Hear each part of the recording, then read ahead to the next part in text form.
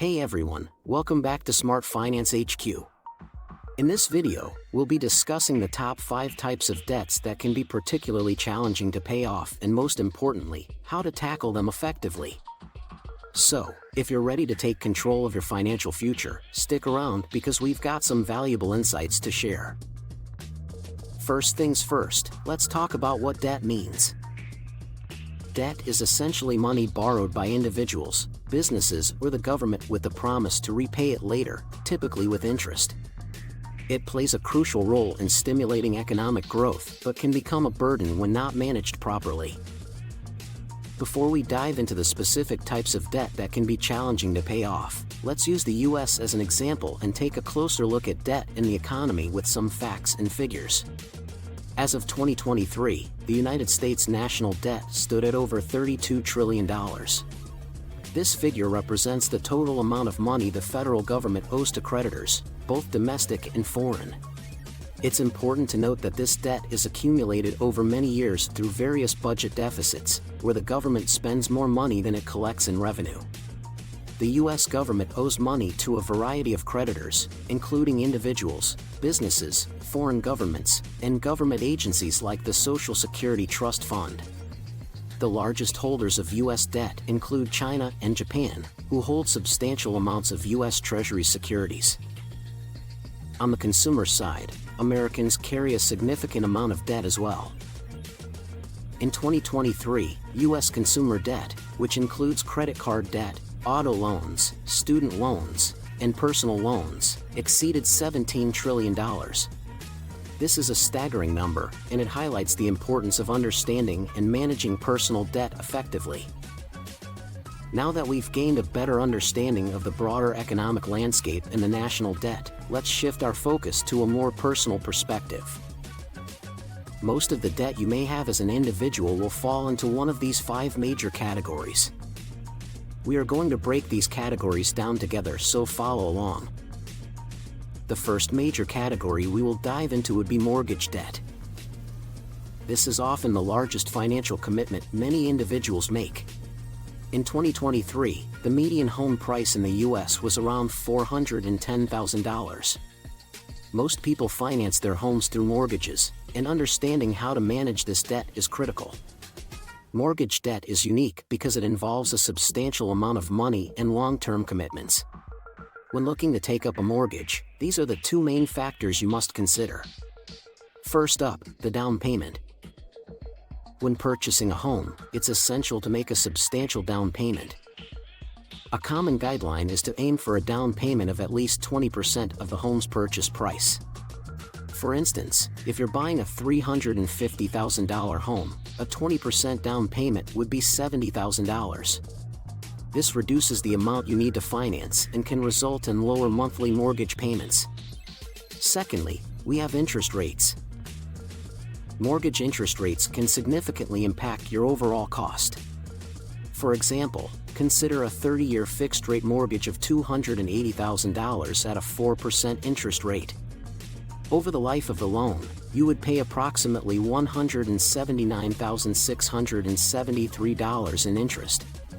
However, if you could secure a 3% interest rate on the same loan, your interest payments would drop to about $103,554, saving you over $76,000. These are a couple of small tricks that we've found make a big difference in the long run when it comes to mortgage payments. First off, shift to bi-weekly payments. This may not seem like a big deal, but by making half your monthly payment every 2 weeks, you end up making 1 extra full payment per year. Over time, this can significantly reduce the interest you pay and help you pay off your mortgage faster. Secondly, try make as many extra payments towards your principal balance as possible. Try use bonuses or refunds to pay this down as much as possible. 1 extra payment a year can shave off years from your mortgage. Even though a lot of these points seem like trivial changes, here is an example of the difference $1,000 extra a year can make to your mortgage. Meet Sarah and Tom. Both have a 30-year fixed-rate mortgage of $280,000 at a 4% interest rate. Sarah is diligent about making an extra payment of $1,000 toward her principal balance every year. Tom, on the other hand, chooses to continue with his mortgage plan and make no extra payments. With her extra payments, Sarah will pay off her mortgage in approximately 25 years instead of the full 30 years and save approximately $42,000 in interest over the life of the loan. Tom will pay off his mortgage in the full 30 years. He will pay approximately $179,673 in interest over the life of the loan. As we let these numbers sink in, we must remember that even though paying off your mortgage faster is helpful, a mortgage is usually one of the lower interest loans that most individuals have. Our second category of debt is student loan debt. Student loans are a crucial part of pursuing higher education, but they can also become a significant financial burden. Let's dive into the details. The average student in the United States is in around $37,000 worth of student loan debt. This amount can vary widely depending on the type of school attended and the degree pursued. These loans are usually given on a 3 to 7% interest rate and are over a period of 10 years with a monthly payment of around $392. The best course of action is usually to try and pay off these student loans as soon as possible and not let it drag on for the entire 10-year period. In order to do so, we can make extra payments. Just as with a mortgage, making extra payments on your student loans can significantly reduce the time it takes to pay them off. We can also look at refinancing as an option. If you have good credit and a stable income, you may consider refinancing your student loans. This can potentially lower your interest rate, resulting in lower monthly payments and interest savings. In some situations, employer assistance is also a wonderful option to explore. Some employers offer student loan assistance as part of their benefits package. Check with your employer to see if this is available to you. Lastly, look out for scholarships and grants. Explore opportunities for scholarships and grants to try and reduce your reliance on student loans in the first place. Now, let's tackle our third type of debt that many individuals face: credit card debt.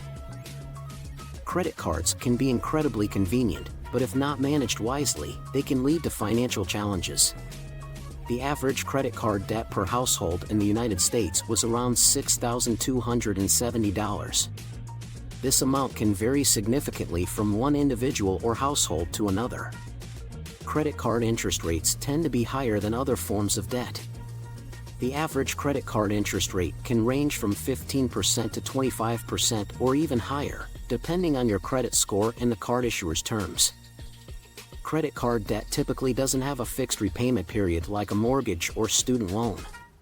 Instead, you're required to make minimum monthly payments, usually a small percentage of your outstanding balance, such as 2% to 3%. Over time, you would pay much more in interest, extending the time it takes to pay off the debt. Remember, making only payments can result in a long and costly repayment process. Credit card debts are best closed as soon as possible. Here are some of the methods we can utilize to pay off our cards and reduce our financial burden. First up, the snowball or avalanche method. These two strategies deal with prioritizing and focusing on your cards one by one.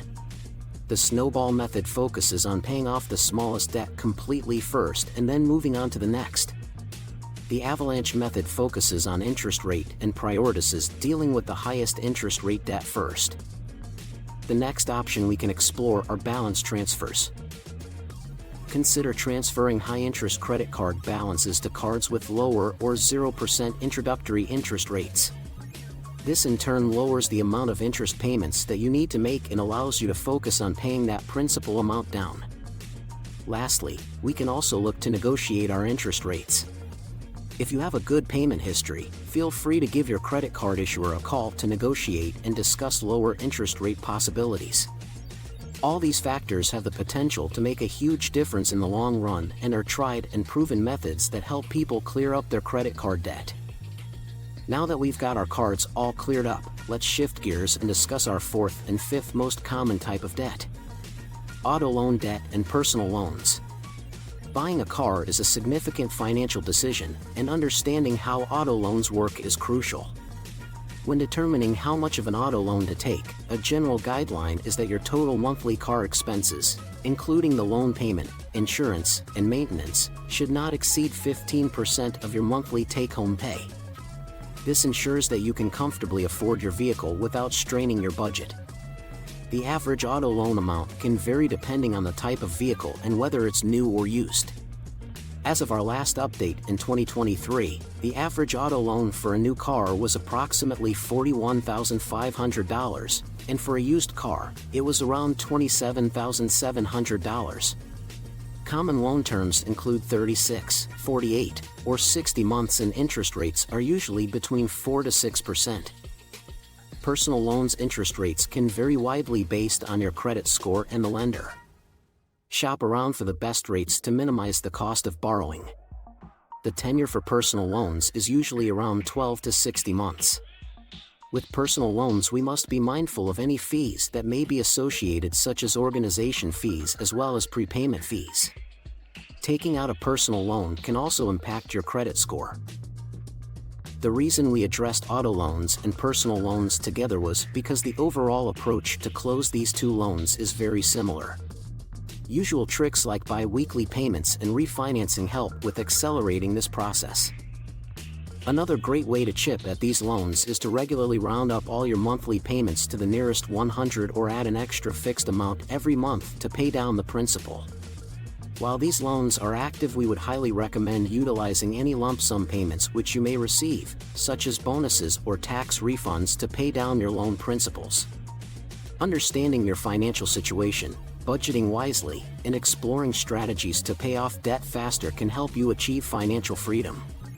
Remember, debt is a tool that can work for or against you, depending on how you use it. Make informed decisions, prioritize high-interest debts, and set achievable goals for becoming debt-free. Thank you for joining us today on Smart Finance HQ as we discuss these crucial financial topics. We hope you found this information valuable in your journey toward financial stability. If you have any questions or would like us to explore more financial topics in the future, please let us know in the comments below. Don't forget to like and subscribe to our channel for more insightful content on managing your finances and achieving your financial goals. Until next time, take care and stay financially savvy.